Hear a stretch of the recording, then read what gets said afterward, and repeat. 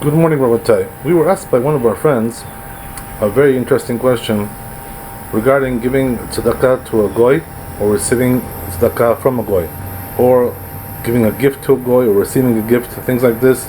Is it allowed, not allowed? The truth is, we spoke about this already one time in one of our lectures, so it seems like some things were not clear over there. The clarity was not achieved 100%. So therefore, we wanted to review this topic matter in order to get all the clarity that we need, so a person should know clearly what is allowed and what is not allowed. So let's begin. First of all, we have in the Gemara Masechet Avodah Zarah, Daf Chaf Amud Aleph. It says over there that one may not give a free gift to a goy. What's the reason why a person is not allowed to give a free gift to a goy? Because it says in the pasuk, it says in the verse in the Sefer Devarim, Lo techonem. What does it mean, Lo techonem? It has several meanings actually, right? We learned several halachot from there, but one of them is that a person should not give a free gift to a goy. So, regarding that, it brings down in the Shulchan Aruch also this halakha. Where is that? In Siman in Yorah Deah, and Siman Kuf Nun Aleph, Seif Yud Aleph. It says over there also the same thing. Paskins, it rules in halakha that one may not give a free gift to a goy. However, it depends on what kind of gift we're talking about, because there are also gifts that are allowed to give.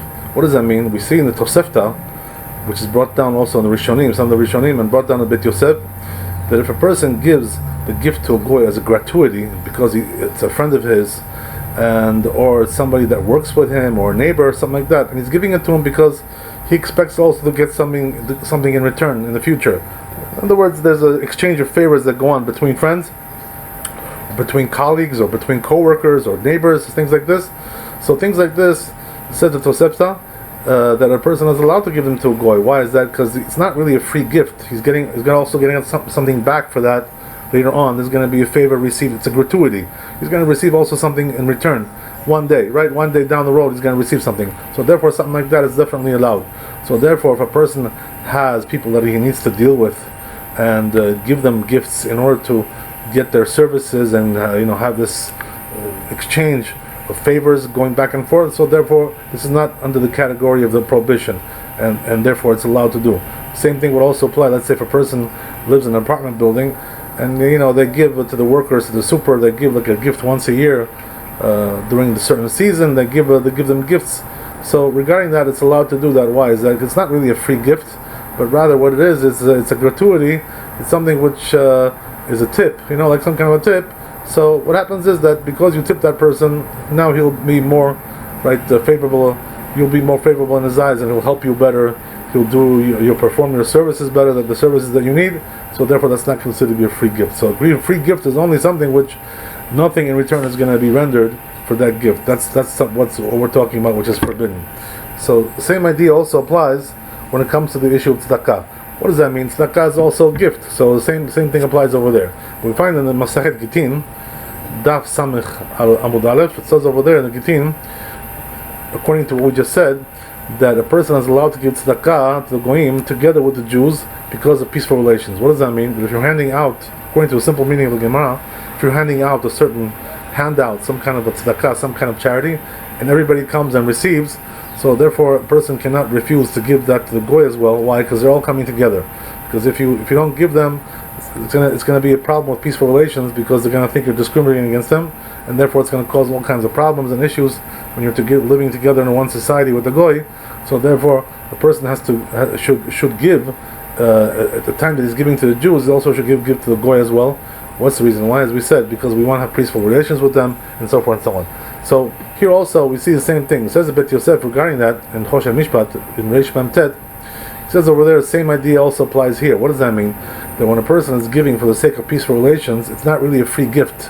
What does that mean? He's giving it in order that he should have a good environment in where he lives, good relations with the surroundings, with his neighbors, with his fellow citizens. That's the idea. So therefore he gives the gift over here not as a free gift, but as also he is getting something in return, which is a good, peaceful, and nice social atmosphere with his surroundings, with the community. That's the idea. So therefore it's considered to be the same thing as we just mentioned before. So in cases like that, a person is allowed to give, as we said. There's also a dissenting opinion we find in the Ran, which is brought down also the Achronim, it's brought down in the Shach, it's brought down in the Bach and also the Taz and also the Gra. They say something interesting. They say that we may even, because of this reason of peaceful relations, we may even give to the goy, even though we're not handing it out to everybody. Just the goy came by himself and he asked for something. He asked for charity. So they hold that you're allowed to give it even in that case where the goy is only asking himself and there's no general handout to everybody, and they consider that to be also peaceful relations as well. But the truth is that according to the simple meaning of the Gemara, according to the text of the Gemara, and also according to the text of the Bet Yosef and the Shulchan Aruch, it doesn't come out that way. Also the Ramah as well, he also agrees with the Shulchan Aruch and the Bet Yosef. What does that mean? According to them, it seems like we can only give to the goy charity when it's being handed out to everybody. Together with the Jew, we give it to the goy as well, when they're together, when they're coming together. But if they're coming separately, and one has nothing to do with the other, so there we don't have to give it to the goy, and therefore a person should refrain from that. That's the idea, if in a case like that. So what's the halacha? The halacha is like the opinion that says that only if they're coming together, then we should give them. But otherwise, we don't have to give them. Right? In a case like that, the person can refrain from that, and on the contrary, Adarabah, he really should. It's forbidden to do that according to the Gemara that we just mentioned in Masechet Avodah Zarah. That's the idea. So now, right, the question arises also regarding receiving a gift from a goy, or receiving charity from a goy. So here also there's a Gemara in Batra Yud Amud Bet. It says over there, interesting story, that there was a certain king, and he had a certain family member that sent money to a certain rabbi as a gift, and the rabbi refused to take that gift. And then what happened was that he sent it to a different rabbi, and the second rabbi did take it. So the question is, what happened over there? What's the discrepancy between these two rabbis? So the truth is, right, it says the Gemara over there in Baba Batra that the reason why the first rabbi did not take it is because when a person takes tzedakah from the goyim, it's extending their kingdom and delaying the coming of Mashiach, because it gives them the zechut, gives them the merit to extend their kingdom. So therefore, the galut, the exile, goes further and more time, and it goes further on in history. So therefore, what happens is that a person is delaying the geulah, delaying the redemption of the Jewish people, and extending the galut and extending their kingdom of the goy by taking tzedakah from them, because he's giving them the merit of their tzedakah. So therefore, the first rabbi refused. So then the question is, why did the second rabbi take it? So the reason why he took it, not that he disagreed with the first rabbi in terms of this halakha, what he said was that when you're being offered this by some kind of a royal family or a king or a president or something like that, so there a person should take it for peaceful relations. What does that mean? That he's going to get offended if the Jew doesn't take it. So therefore, he should take it for the peaceful relations. So it's similar to what we just said before regarding also giving tzedakah, that we give for peaceful relations. So here also, it's a matter of taking. If you don't take it, he's going to get offended, and that may cause us harm with the relations with the government, with the authorities, and therefore, this is the reason why the rabbi chose to the second rabbi chose to take the money. But it says in the Shulchan Aruch regarding this. Where is this brought down? In Reish Nun Aleph. Reish Nun Dalet. It says over there that, as we said, adds a little bit of detail there. The detail is like this: that even though you're allowed to take in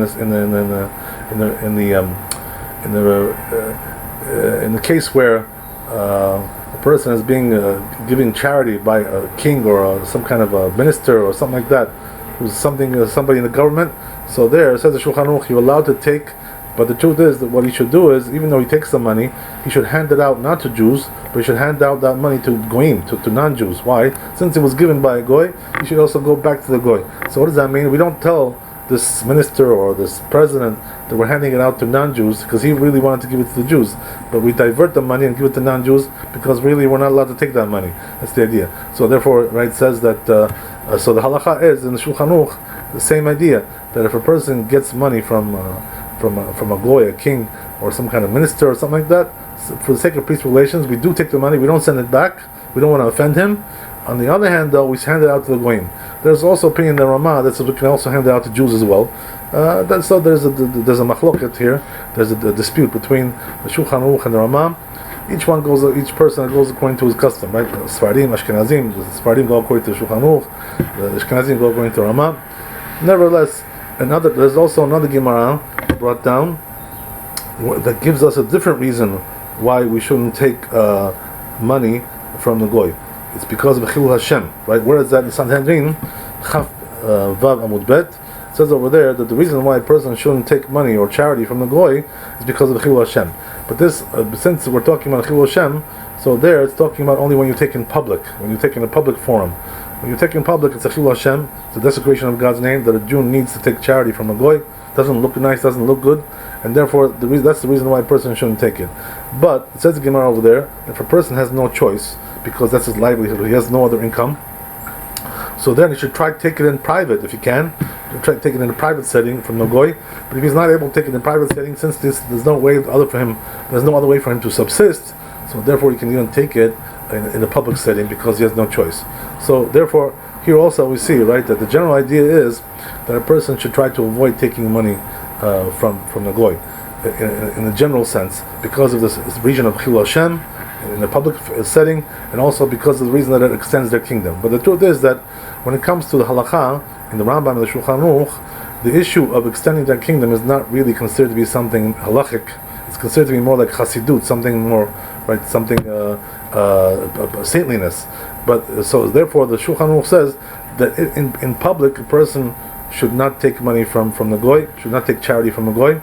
But when it comes to a private setting, as we said, depending on the situation, right? If he's not able to subsist with the money he gets from other sources of income he doesn't have, so there he can take from the goy in a private setting. And if he's not able to take it in a private setting either, for some reason this doesn't come out that way, so he's not allowed to even take it in a public setting. Why? Because the reason is because he has no other income, and therefore, right, if he doesn't take that, he'll be right financially in dire straits.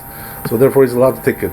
So that's what we see, right? So as a rundown, Rabbi, right, to make a summary of all this, so what's the halakha? The halakha is that a person, when it comes to giving tzedakah to a goy, he really should try to avoid giving tzedakah to a goy, unless they're coming together in one group, together, the goy with the Jew. So there he should give because of peaceful relations. That it's allowed to do it this way. And also regarding giving a gift to a goy, as we said, right, if it's a gift which has no gratuity, no favor coming back, right, no reason to give it, just for no reason, the person is not allowed to give to a goy. Why? Because it says lo techonen, it says in the pasuk. So therefore free gifts should not give to a goy. But when it comes to a goy it's his friend, or his neighbor, or his colleague, or whatever, something like that, somebody that he works with together with them, all kinds of things like this, or somebody that employee, or something like that, and he therefore he is allowed to, people like this, he's allowed to give them a gift. What's the reason why? Because it's a gratuity. He's going to get something back, right? It's a favor that goes back and forth between friends, between colleagues, and so forth, so on. So in a case like that, it's not really considered to be a free gift. So therefore, he's allowed to give it because he's also going to get a favor back as well. So in a case like that, he's allowed to give. That's the idea, right? So in cases like this, and this also includes, as we said, the peaceful relations. So when you have the issue of peaceful relations, also the reason why we're allowed to give to a goy when it comes to peaceful relations is because that also is considered to be something that we're getting back, that we're able to function in the society over there, in their society, without having any friction, without having an animosity, and so forth and so on. That they should say, oh, we discriminate against them, we don't give them, we only give to the Jews. We don't want to have this kind of a situation between us and them, and therefore for peaceful relations we give them. But when it comes to a private setting, what does that mean? That the goy just comes and asks for tzedakah? So a person should try to not to do that, right? Why is that? Because there's really no issue of peaceful relations there, since he's not really giving to the Jew at the same time, so the goy won't feel that he's being discriminated against. That's the reason why, in a case like that, a person should avoid giving in a case like that. Also, we do find as well in the Gemara, and the Gemara that we mentioned in Avodah Zarah, and also in the Shulchan Aruch, we also find another issue, which is that what about if a person is giving tzedakah to a Jew who's a sinner? So it says in the Shulchan Aruch, also in the Gemara, that if a Jew is really a sinner, what does that mean?